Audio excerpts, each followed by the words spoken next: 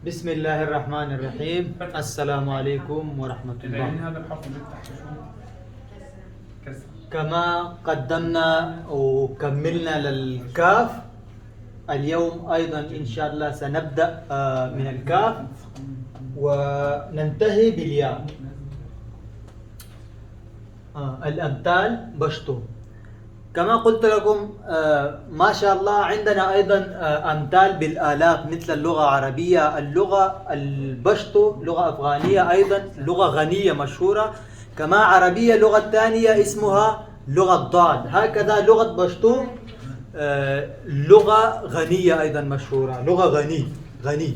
بس عندكم غني يعني المذكر اسم مذكر، وإذا تقولوا للمؤنث تقولون غنية، لكن عندنا غني اسم مذكر ومؤنث، يعني عندنا لا يوجد كلمة غنية في لغة بشتو غني للمؤنث أو للمذكر، وليست كل كلمات هكذا، في بعض كلمات هكذا. عندنا لا يوجد غنية. أنا أقول لكم في العربي أنه بشتو اسمها ثاني لغة غنية، بس إذا تقول لواحد بشتون تقول له بشتو لغة غني، لغة أفغانستان.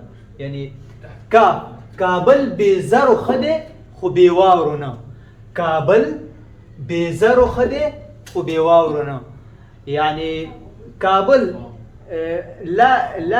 ليس أي مشكلة إذا في بالفارسي نفس المثل أيضا، كابل بزر باشا لكن خو ببرب نباشا، كابل بزر خده خو بواورنا، يعني كابل لا يوجد أي مشكلة إذا كابل يكون بدون ذهب، لكن لا يكون بدون ثلج، لأنه كابل ثلج كابل مشهور جدا، العاصمة أفغانستان وأكبر مدينة في أفغانستان أيضا، حوالي 7 مليون شعب ساكن في مدينة كابل، والثلج ينزل كثير جدا ما شاء الله. ولما ينزل الثلج الشعب الأفغاني لو ما عنده عمل يعني البرف للبرف الشعب الأفغاني كثير، خصوصا كابليون اللي ساكنين في كابول كثير مرتاحين وفرحانين يحبون الثلج جدا. لهذا السبب هذا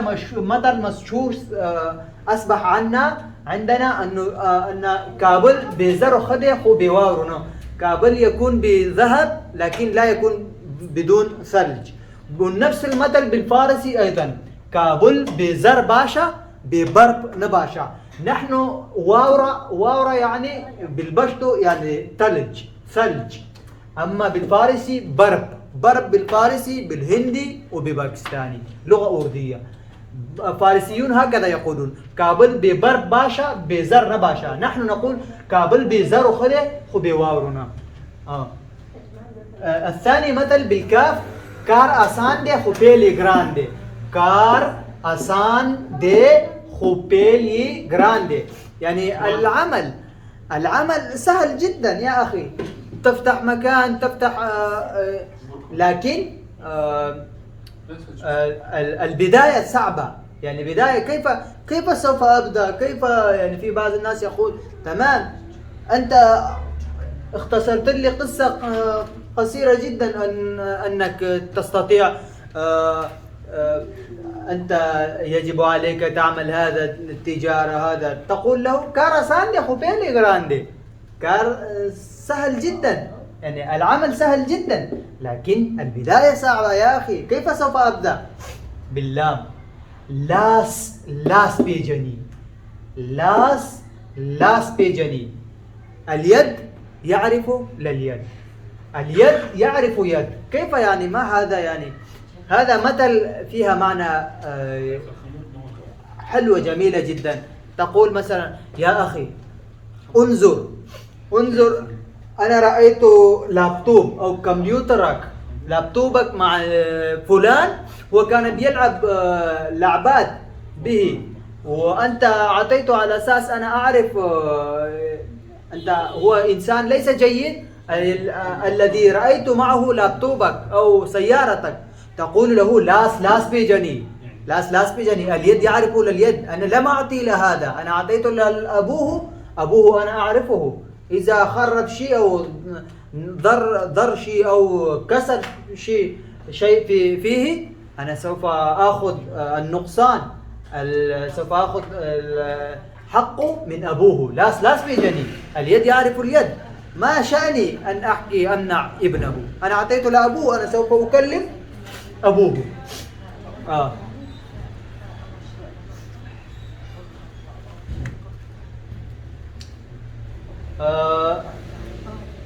كمان أيضا باللام لاس تماتشي، لاس وها اللا يا دوا، لاس وها اللا يا دوا. كما نقول اللغة المعنى لغوية، يعني اضرب اليد واذكر الله، لكن معناها حرك ايدك وذكر ربك. حرك يدك واذكر ربك، حرك يدك واذكر ربك. ما هذا؟ تقول إذا حدا يقول لك يا أخي أنا عايش في اسطنبول لا يوجد أي شغل ما أفعل، تقول له يا أخي أو عملت هذا الشغل أنا ضررت، ما أي عمل ما يأتي علي جيد، يعني خسران، كله خسران خسارة. تقول له لا سواها الله يا دوا، حرك يدك واذكر الله، إن شاء الله الله قريب، يوم من الأيام ستنجح. لاس چماتشي غاړې ته لویږي، لاس چماتشي غاړې ته لویږي، يعني عندما يدك أو يد ينكسر إلى أين يأتي؟ إلى الركبة، هكذا نربطه. مثلا تقول له إذا واحد ابنك أو أخوك صغير سيء جدا، أفعاله ليس جيد مع تعاملته الذي يمشي معه، واحد يقول لك يا أخي هذا قلعه من بيتك ولا تتركه ببيتك. صحيح أنا أعرف إنه ابنك أو أخوك صغير، لكنه ليس جيد وهذا يضرك، وأنا أعرفه هو يعني يمشي مع الذين ليس جيدون وحشاشين وهكذا. تقول له بدل ما تقول له لماذا تقول لي قلوه من بيتك ولا تترك ببيتك وأنت شيطان وأنت تريد فتنة وفساد، لا تقول له هكذا. هو أيضا صديقك، هو يريد لك خيرا لكن لا يعرف حكمة الكلام، أن تقول له بالحكمة. لا استمات شغالة لويجي يا أخي، بالأخير ابني، بالأخير مثلا أخوي صغير، إذا قلعت من بيت سيصبح أسوأ من هذا. يعني لا يعني قصدك لا أريد أن أقلعه من بيتي أو أخرجه من بيتي. لماذا؟ لأنه لا استمات شغالة لويجي. لما ينكسر إيدك هو إيدي مثلا مثل إيدي، إذا انكسر برا في الخارج أحد عمل له مشكلة، أيضا سوف إلى أين سوف يأتي؟ لعندي. لما يصير مريض أو حدا والعياذ بالله يقتله، إلى أين سوف يأتي؟ إلى عندي. ميم مات ديولا سكوتيدي، مات ديولا سكوتيدي. مثلا الآن أنا أعمل معكم معاملة ليس جيدة، كلهم تلاميذي، بس أنتم تفكرون هكذا أنه إذا أعصب أو أغضب على أي واحد من تلاميذي وواحد يأتي مثلا ضربت واحد منهم، واحد يأتي أو أبو عبد الله ضرب واحد من هؤلاء التلاميذ، يعني عصب، يأتي أبوه ماذا فعلت وأنك تحب هذا وهذا لا تحبه، ابني لا تحبه، إنك تحسده تضربه تظلمه، أنت تقول له ما تديولا سكوتي دي يا أخي، ما تديولا سكوتي دي، يعني كلهم أصابع إيدي، يعني لا إذا هذا ينجرح أيضا أنا أضر، يعني كلهم أصابع إيدي. بدل ما تحكي له كتاب كامل لا ما تديولا سكوتي دي، كلهم مثل الأصابع يدي. ما خود بنگڑی ندی پلاس کړي، هذا ثاني. ما خود بنگڑی ندی پلاس کړي. واحد مثلا يأتي سي أو بنفس الوقت واحد في الخارج يقول لك أعطني تليفونك أو جزدانك سوف أضربك أو هكذا، إذا إن لم تعطيني النقود من جيبك أنا سوف أضربك وهكذا. أنت تقول لا تقول له أنا كمان أيضا أنا أستطيع أيضا سوف أعمل لك هكذا أو أتصل بالبوليس هكذا. بدل ما تحكي له كل هالكلام قل له ما أخذ بنغري ندي بلاس كلي أنا ما أخذ بنغري ندي بلاس كلي. يعني أنا لم ألبس السنارة يا أخي. يعني أنا مالي بنت، أنا لست ببنت، أنا لم أخاف منك. أي شيء تحسن تستطيع تفعل لي أنا عندي حق، أنت عليك حق. ما لي أن لا أستطيع أدافع عن نفسي. أنا أستطيع. أنا لم أذهب سنارة ألبس سنارة، أنا لم ألبس أسورة، أنا ما أخذ بنغري ندي بلاسكري. يعني أنا لم ألبس أسورة، أنا لم ألبس سنارة. قصده أنا مالي بنت، لست ببنت، أنا شاب، أنا أستطيع أدافع عن نفسي. ماتا كشتي ترمنزلة نرسيجي، ماتا كشتي ترمنزلة نرسيجي. يعني السفينة المكسورة أو الباخرة المكسورة لم تصل أو لن تصل إلى هدفها أو إلى الساحل. أيضا تقول تستطيع تقول ما تكشتي ترساحلة نرسيجي. ترساحلة، ساحلة يعني إلى الساحل، إلى ساحل.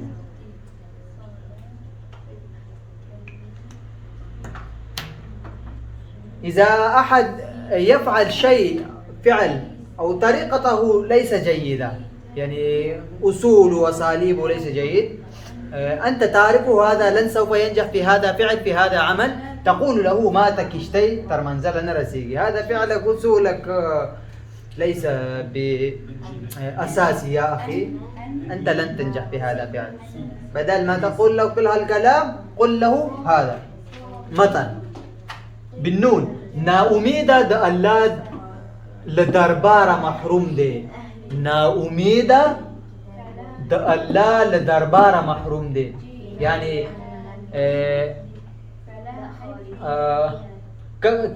كيف يقول الله سبحانه وتعالى في القرآن ولا تقنطوا من روح الله الذي أو ولا تيأسوا من روح الله. يعني الذي ييأس أو يقنط هو محروم من دربار. يعني من دربار نحن كنقول في بعض الأحيان يعني بيت أو مكان أحد للسهوليات. دربار لا دربار محروم ده. يعني من رحم الله، من فضل الله الرحم الدنيوي هو محروم. لماذا؟ هو يقنط، والله سبحانه وتعالى في القرآن يقول ولا تقنطوا من روح الله. يعني لا تقنط.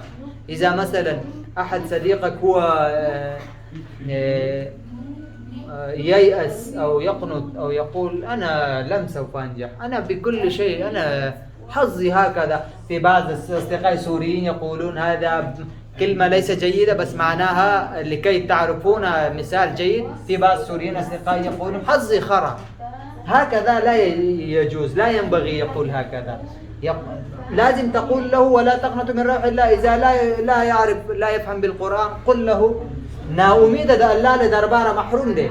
لو واحد بشتوني إذا لا يفهم بالقرآن ولا تقنط من روح الله ولا تيأس من روح الله، أحسن شيء تقول له آية من القرآن الكريم بعد أو حديث.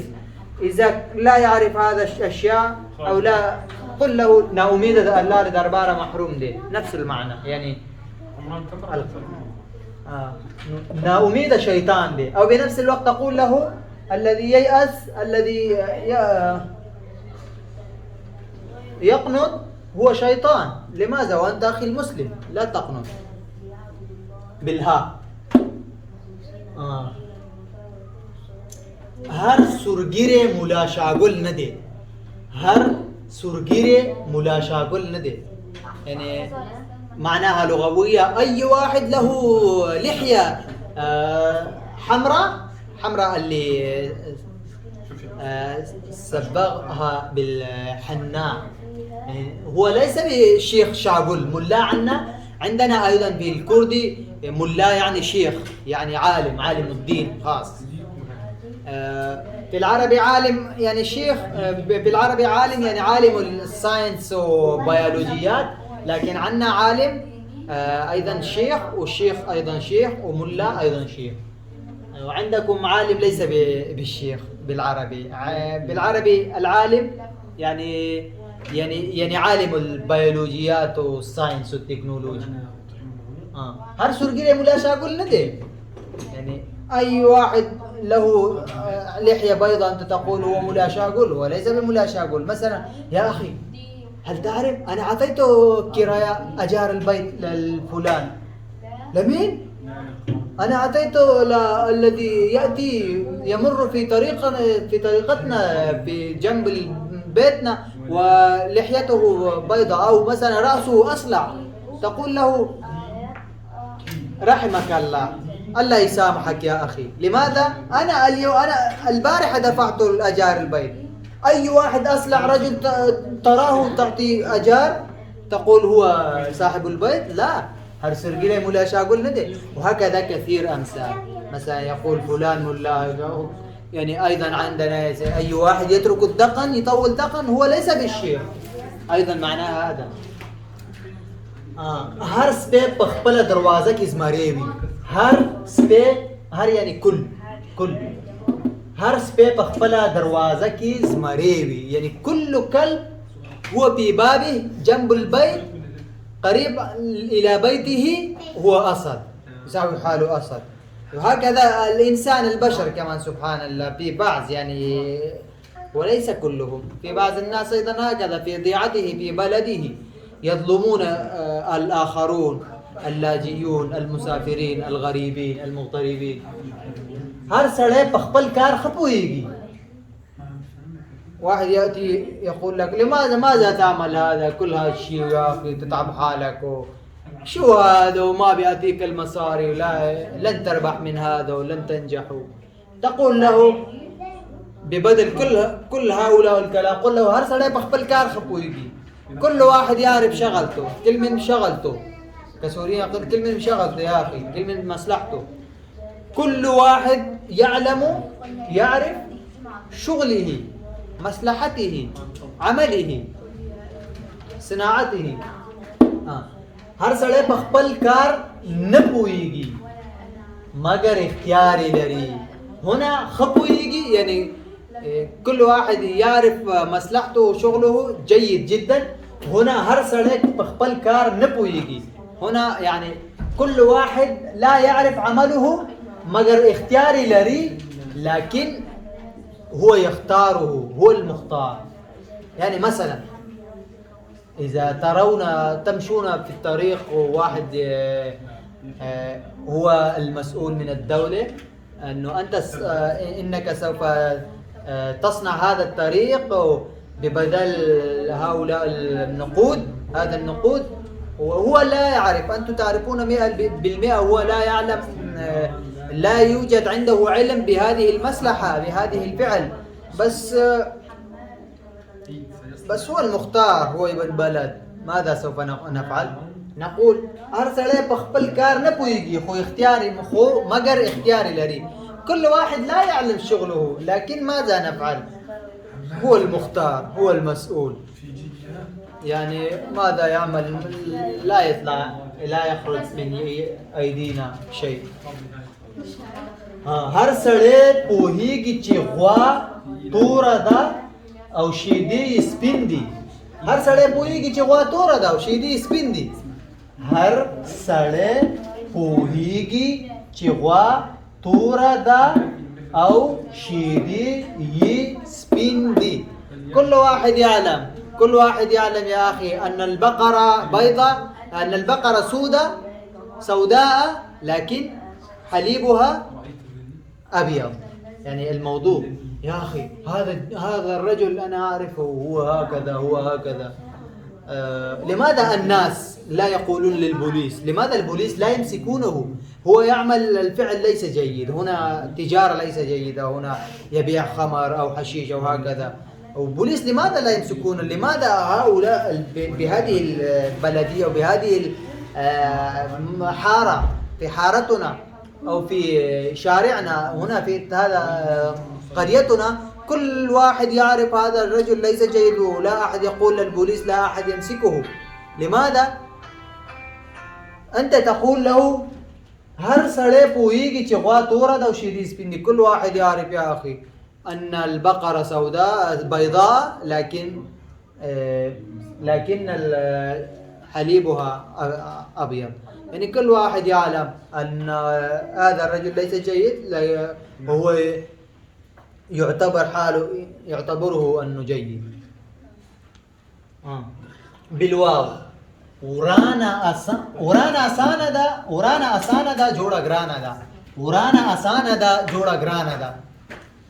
ورانا أسانا دا جوڑا گرانا دا. يعني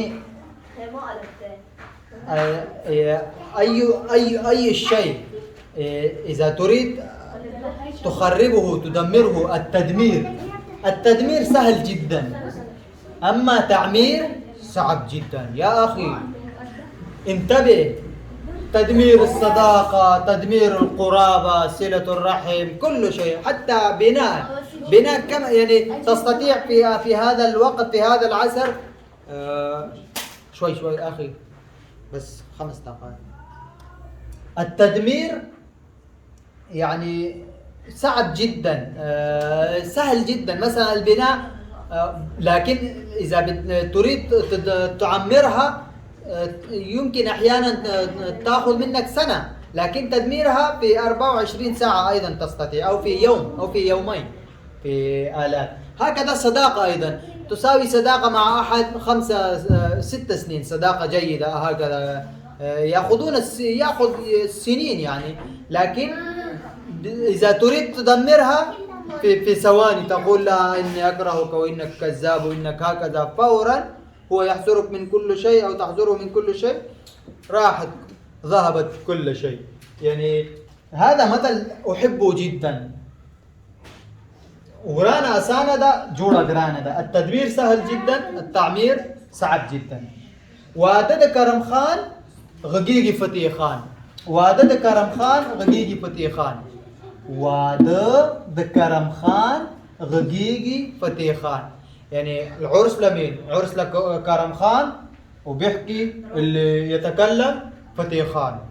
يعني انظر في عرس، شغل لمين؟ شغل لمن؟ وكلام لمن؟ من يكلم من المسؤول؟ ما أنت يا أخي، أنت لا تحكي، أنت لا تكلم، أنك لست مسؤول. تقول له هذا كرم خان، عرس للكرم خان، وحكي وكلام لفتح خان. خان عندنا هذا البشتونيين الأفغانيين يكتبون، في الهند أيضا القبيلة البشتون يكتبون هكذا. هي كلمة تركية وفارسية أيضا. وفي بعض الترك، نسل الترك ويغور أيضا يكتبون مع أسمائهم، والأتراك أيضا، لكن أتراك تلفظهم هان. لكن هذا أشهر كلمة يعني لقب للبشتونيين. هذا آخذين من چنگیز خان، ومن هاي كلمة ليست أصلية أفغانية البشتونية، لكن البشتوني حتى أنا أكتب أحيانا مع اسمي بالأخير. لماذا؟ خان چنگیز خان وهلاكو خان وهؤلاء التتار كانوا يسيطروا على آسيا تقريبا كلها، ولما جاءوا انكسروا في أفغانستان، وأخذوا الأفغانيين في بدالهم السيطرة على الهند وتاشقند أوزبكستان ونصف روسيا وإيران خراسان. لهذا السبب الأفغانيين حصرا البشتونيين، البشتون قبيلة البشتون صاروا الآن أصبحوا يكتبون معهم خان يعني أمير يعني رئيس. ورانا بيكري جوڑا بينكري، واحد يعمل شغلة فعل ولا يستطيع، وأنت تعرف هو لا يعلم هذه المصلحة، تقول له ورانا بيكري جوڑا بينكري، ورانا بيكري جوڑا بينكري. ستدمرها يا أخي ولن تعمرها، ستدمرها ولن تعمرها. لا تفعل هذا أخي، ابعد من هذا. هو يقول لا هو يحبه يعني يلعب، لا أنا عالم، أنا سوف أصلحها. تقول له لن تصلحها وتكسرها أكثر من قبل. ورانا وراندا، ورانا وراندا، ورانا وراندا، تقول هكذا ورانا وراندا. كيف؟ مثلا تذهب إلى المدرسة، واحدة كرسي هنا واحدة هناك والأقلام هكذا والسبورة نازلة على الأرض، وكل يوم يعني ليس بس اليوم، هذا للكل يوم يعني. الترباية وعليكم السلام، الترباية ليست جيدة، ترباية الأولاد أو هكذا. أو في القرية مثلا في سيئين، الناس سيئين كثير، ولا أحد يعني لا أحد يأخذ مسؤوليته، ولا أحد يفكر في حل هذه المشكلة. تقول ورانا وراندا، ورانا وراندا. وران يعني خربان، خربان على يعني خراب على الخراب، خراب على الخراب، خربان على الخربان. يا خربانة يا خربانة والدنيا كلها خربانة، هيك هكذا. وقت بالواو، بالواو نفس الواو، نحن في الواو. وقت قاصدة، وقت قاصدة. في درس القادم أنا قلت لكم نكتب ضاد، لكن البشتونيين صعب جدا يقول حتى هنود وباكستانيين أيضا يلفظ مثل العرب. لهذا السبب لماذا اللغة ضاد؟ لأن العرب يستطيعون فقط يلفظون، حتى بعض شيوخنا أيضا لن يستطيع يلفظ الضاد على السواء. سواء أنا كاتب ضاد قاضي مثل الكلمة العربية أنا كاتب، لكن ألفظ مثل البشتون، أنا أعرف كيف ألفظ. وقت قاضي، قاضي، لكن نقول وقت قاصدة. الوقت القاضي، الوقت هو القاضي، يعني واحد حزين أو خسران في عمله في أي شيء، أو تقول له وقت قاضي. الوقت يعني إن شاء الله سوف يأتي وقتك أيضا أخي لا تزال. أو واحد يظلمك تقول له وقت قاضي، وقت قاضي، سوف يأتي وقتي أيضا. ثاني وقت ظهر مرض دوادي، وقت ظهر مرض دوادي، يعني الوقت لكل مرض هو دواء، هو علاج. يعني انتظر إن شاء الله سوف يمشي الحال، يمشي يصبح كل شيء جيد. وقت دوبو بتصير بهيجي، وقت دوبو بتصير بهيجي. الوقت يبلع أو يمشي مثل الماء، الوقت يبلع مثل الماء، يعني بالسرعة يذهب. وقت دوبو بتصير. ترى واحد صديقك بعد 5 سنين، يا أخي أنا أفكر كأننا كنا عايشين أو كنا بالمدرسة من قبل سنة ونصف أو سنتين. الثاني يقول لك وقت دوبو بتصير بهيجي. الوقت يبلع يذهب مثل الماء يا أخي، يعني بالسرعة يذهب. وقت دجا انتظار نكوي. تعطي نصيحة لابنك لأخوك صغير أي واحد، تقول وقت دجا انتظار نكوي، وقت دجا انتظار نكوي. الوقت لا ينتظر أحد، الوقت لا ينتظر حدا، لا ينتظر أحد. يعني افعل كما تستطيع كما تشاء بالسرعة، لأنك الوقت لا ينتظر أحد. حتى عمر الشبابي عليه السلام وقت سرزردي. الوقت هو الذهب، وقت سرزردي، الوقت هو الذهب. كيف الذهب وقت لن تستطيع تمسكه أو تحسه تلمسه، لا. الوقت سرزردي يعني الوقت مثل الذهب، يعني لا تجلس بدون أي شيء، افعل مثل، لأنك الذهب سوف يذهب من يدك. وقت غنيمت وغنا، وقت غنيمت وغنا. الوقت اغتنم الوقت، اغتنم الوقت. وقت غنيمت وغنا. وقت عنا بالخاء، بالعربي بالقاف، وغنيمت عنكم غنيمة، عنا غنيمت بالتاء. وغنا يعني اعتبر، وغنا يعني اعتبر الوقت كغنيمة، اغتنم الوقت لكي بكرة غدا لا تندم. وخت چې د بری شي هر ګیدړ زمری شي. وخت چې د بری شي هر ګیدړ زمری شي. أي واحد يأتي وقته. الثعلب أيضا يسبح أسد مثلا. الآن وقته، الآن هو شاب، لهذا السبب هو أنا أعرفه أبوه وأنا أعرفه نسبه كله، هو يفكر حاله أسد، هو أصله ثعلب. لكن ماذا نحن أصبحنا نحن أصبحنا عجوزين، أصبحت عجوز ختيار وهو الآن شاب، لهذا السبب يكلم بهذا الطريقة. وعاملته مع الناس ليس أخلاقيا. وقت قاضدة. هنا قلت لكم وقت قاضدة. وقت قاضدة الوقت هو القاضي، أما هنا فقط هي كلمة زيادة وقت قاضدة، يعني الوقت هو قاضي جيد نفسه. وقت غورا لوڑاوها. وقت غورا لوڑاوها. انظر إلى الوقت ثم اقضى. انظر إلى الأرض إلى الوقت ثم اقضى، يعني لا تقضى، لا تبدأ بأي شيء بدون الوقت. انظر إلى الوقت، يعني لكل فعل الوقت، لكل فعل كل شيء إذا تريد تصنع انظر إلى الوقت المناسب. بالياء الآخر. يا مر يا مور، قصير جدا. يا مر يا مور. واحد يكون تعبان من حياته، تعب متعب جدا، يعني تقول كيف أحوالك؟ كيف أحوالك؟ طمني عنك يا أخي وما أوضاع. يقول لك يا مر يا مور.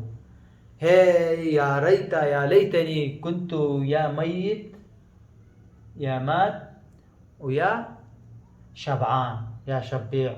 مش لماذا؟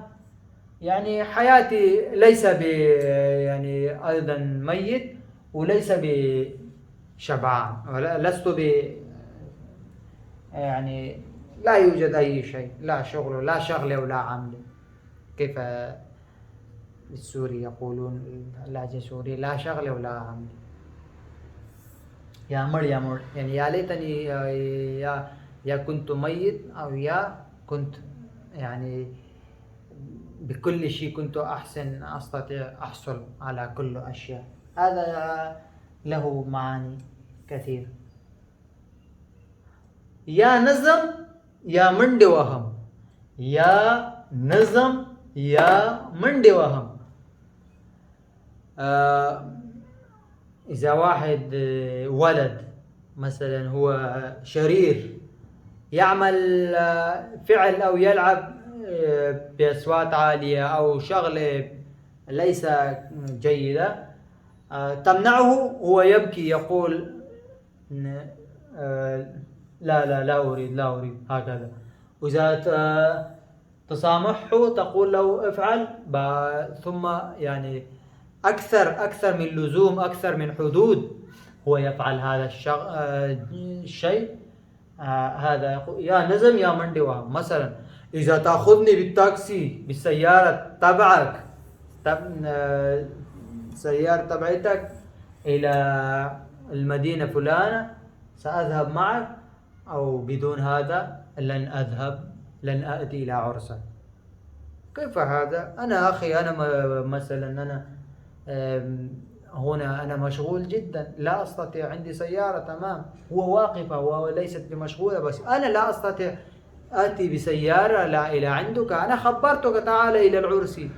ما هذا الكلام أن يا سوف أنت تأتي إلى هنا إلى هذه المدينة تأخذني إلى عرسك، أو لن أتي أنا زعلان أنا حزين منك. هذا لا يجوز، لا ينبغي. لهذا السبب إذا واحد يساوي عذر وعذره ليس مقبول قل له يا نظم يا منډ وهم، يا بدي ويا ما بدي خالص، يا أريد يا لا أريد. ما هذا؟ يا خپل کور يا خپل ګور، يا خپل کور يا خپل ګور. يعني أنا أحب، في بعض الناس يقول أحب الحياة أن بيتي إلي ليس للآجار، حياتي إلي، لو يعني لا أريد قصر، لو غرفة واحدة أو غرفتان، لكن إملاكي، يعني في يعني إلي لي، يعني إملاكي، يعني من ملوكي. وإذا لا يوجد هكذا حياة هكذا أريد، يا خبلقو تمام، يا بدي قبر إلي مثل هذا، يا خبلقو يا خبلقو. يعني كل شيء لها معاني جيدة فيها أيضا، يعني كل شيء. لو عندك مثلا بسكليت، لكن ملوكك، هذا أحسن من سيارة الثاني، سيارة غيرك. إذا عند صديقك سيارة وأنت تمشي بسيارته، أحسن ما تمشي في بسكليت أو ميتورك، لو أرخص من سيارة بكثير، لكن لك، هو إملاكك، ملوكك. याद में तकड़ा मोड़ में खुदेकड़ी, याद में तकड़ा मोड़ में खुदेकड़ी, याद में तकड़ा मोड़ में खुदेकड़ी. يا أخي اذكرني أنت ويشبعني الله. خذي كلمة فارسية، في عندنا بعض البشتونيين أيضا يذكرونها كلمة خذي، في أيضا أنا رأيتها في كردي، وفارسيين إيرانيين وطاجكستانيين أيضا يستخدمونها، وفي البشتو أيضا، وبالهندي وباكستاني يسمونها خدا، يعني لا الله.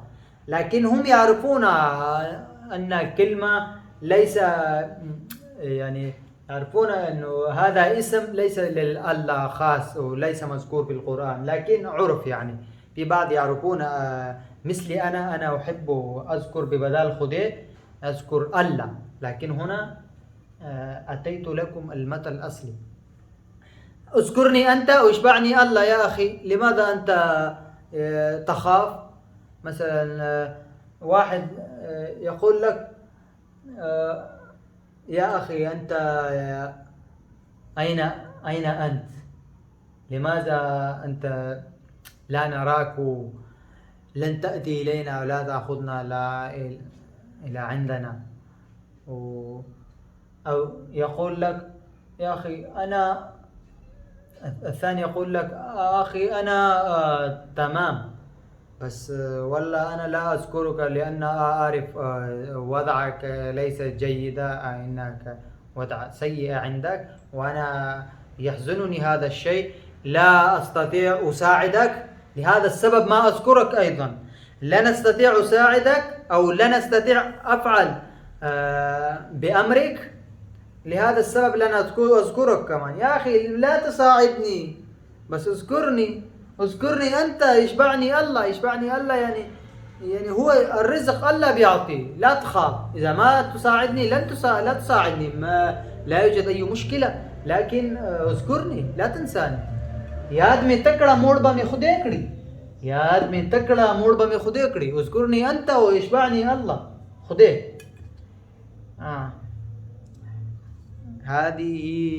هذا الحرف راء.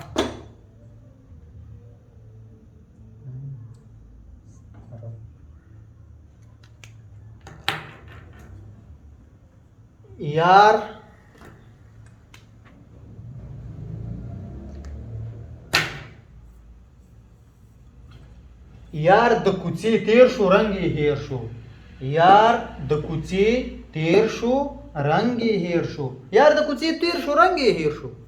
يعني صاحبك أو صاحب الصديق لما مر من حارة أو ذهب أفنى من وجهنا، من وجوهنا، وأنتم صاحبكم صديقكم لما ذهب من حارتكم أو مر من حارتكم وأنتم نسيتوا حتى لونكم رنگ، يعني لون بالتركي أيضا رنگ بالكسرة يقولون. لماذا يا أخي لما ذهبت من يوم ما ذهبت من حارتكم أنتم نسيتونا، الآن لا تعرفني وجهي، لا تعرفني اسمي، أنا فلان. لماذا ما تعرفون يا أخي؟ أنا عشت معكم بحارتكم بقريتكم 5 سنوات أو 10 سنوات. ياردك كوتي تيرشو رانجي هيرشو، ذهبت من حارتكم، مريت من حارتكم أو مرة من حارتنا، ونسيت لونه، حتى لونه يعني وجهه، شكله، اسمه، عرفه. यार मेलेलरा दोस्त तंगैलरा यार मेलेलरा दोस्त तंगैलरा الرفيق للفرحة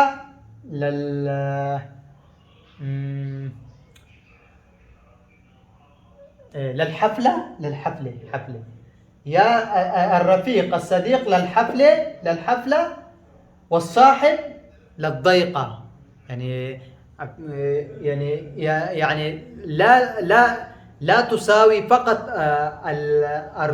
الرفقات الأصدقاء، ساوي خليل أيضا. لماذا؟ أيام الضيقة في حياة أيضا يأتي. أنت لا تفكر الحياة كلها حفلة، كلها فرحة. تمام، عندك أصدقاء كثير للفرحة وللحفلة، لكن هؤلاء الأصدقاء الذي معك بكل الفرحة والحفلة، هؤلاء لا يفيدونك في الضيقة. ساوي أيضا بعض أصدقاء للضيقة، لو واحد ليوم الضيقة، للوقت الضيقة. كيف يقولون لا في واحدة دبكة عربية يمكن سورية، يقول لا لشيخ من الخليج أني ذئب بوقت الضيج، سوري والدم أعراقي أنت روحي للصيديج. هكذا يقول. يعني أنا قصدي هنا أني ذئب بوقت الضيج. يمكن هذه لهجة عراقية. أني ذئب بوقت الضيج. ضيج يعني أنا بوقت الضيق، في حالة ضيقة صديقي، أنا في هذا الوقت ذئب. يعني الذئب ليس على صديقي، يعني الذئب في دفاع صديقي، أنا أدافعه. هكذا ساوي أصدقاء. تا أيضا نقول تي بي زي تي زي تشي دال ري جي أو قاب أيضا دال جي خي. درس القادم وخلاص إن شاء الله. لماذا لم أكملهم؟ لم أجمع معهم هؤلاء الحروف. هؤلاء الحروف خاصة في البشتو. الحروف كلهم من ألف للياء الذي نفسه في العربي واللغة البشتوية، لغة البشتو بلغتنا، كلهم قدمت لكم.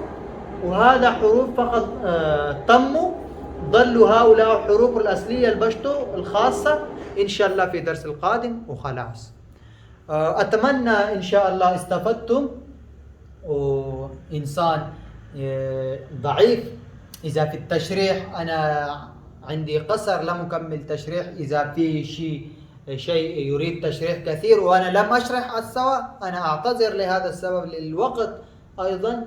وإن شاء الله في الدرس القادم سنرى. والسلام عليكم ورحمة الله وبركاته.